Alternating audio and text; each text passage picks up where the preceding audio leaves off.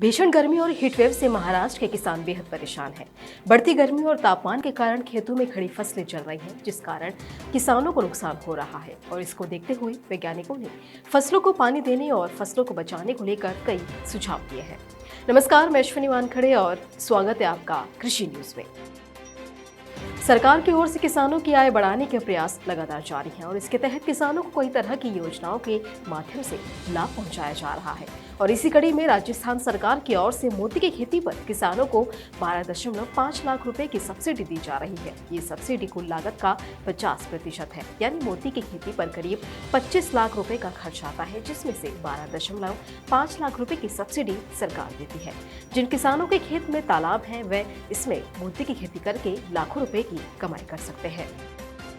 दिल्ली के architecture firm and studio के मोनिश सिरीपुराई ने एक बेहतरीन कूलिंग सिस्टम तैयार किया था, जो कि किसी भी बिल्डिंग के एयर कंडीशनर पर हमारी निर्भरता को कम करने में मदद करता है। उन्होंने टेराकोटा और पानी का उपयोग करके कूलेंट का आविष्कार किया। ठंडक के लिए इस तरह की प्रणाली का इस्तेमाल भारत, ईरान, मिस्र और सऊदी अरब सहित दुनिया के कई जगहों में किया जाता है, जिसमें उन्होंने एक नया रूप दिया है। बीटेक करने के बाद इटावा के 21 साल के शिवन कुमार तिवारी आलू की उन्नत किस्मों के बीजों का उत्पादन कर रहे हैं। मैकेनिकल इंजीनियर से 2019 में बीटेक करने वाले शिवम खेती से 1 करोड़ रुपए सालाना कमा रहे हैं। साल 2017 में 30 एकड़ से इस एग्री स्टार्टअप की शुरुआत करने वाले शिवम अब 200 एकड़ में बीजों का उत्पादन कर रहे हैं। वहीं टिश्यू कल्चर लैब में 17 तरह की आलू की प्रजातियों के उन्नत किस्म के बीज भी तैयार करके किसानों को बेच रहे हैं।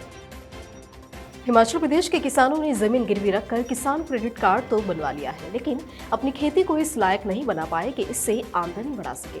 अब ऐसे हजारों अन्नदाता कर्ज में डूब गए हैं और उनका इससे बाहर निकलना मुश्किल हो गया है। 30,366 किसान केसीसी पर लिया गया फसली ऋण नहीं चुका पाए हैं और उनके खेत एनपीए कर उन्हें डिफॉल्टर घोषित किया गया है। डिफॉल्टर हुए इन किसानों के पास बैंकों के 728.65 करोड़ रुपए फंसे हुए हैं।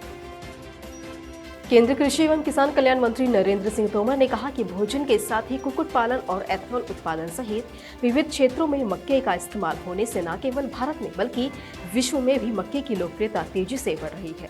सरकार फसलों के विविधीकरण कार्यक्रम के तहत विभिन्न पहलों के जरिए किसानों को मक्का उत्पादन बढ़ाने के लिए प्रोत्साहित कर रही है। साथ ही सरकार ने विभिन्न पहल और पैकेजों से उद्यमियों को भी समर्थन दिया है। उन्होंने कहा कि पिछले लगभग 8 साल के दौरान मक्के का न्यूनतम समर्थन मूल्य 43% बढ़ाया गया है और इसके साथ ही मक्के का उत्पादन बढ़ाने से किसानों को भी इसका काफी लाभ मिल रहा है।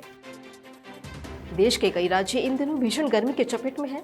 उत्तर भारत के राज्यों में अधिकतम तापमान 45 डिग्री के पास पहुंच गया है। इस बीच मौसम विभाग ने राहत की खबर दी है। दरअसल आने वाले अगले कुछ दिन जम्मू कश्मीर, हिमाचल प्रदेश, उत्तराखंड, पूर्वी उत्तर प्रदेश, हरियाणा, पश्चिमी उत्तर प्रदेश और राजस्थान में मौसम की करवट लेने की भी संभावना है।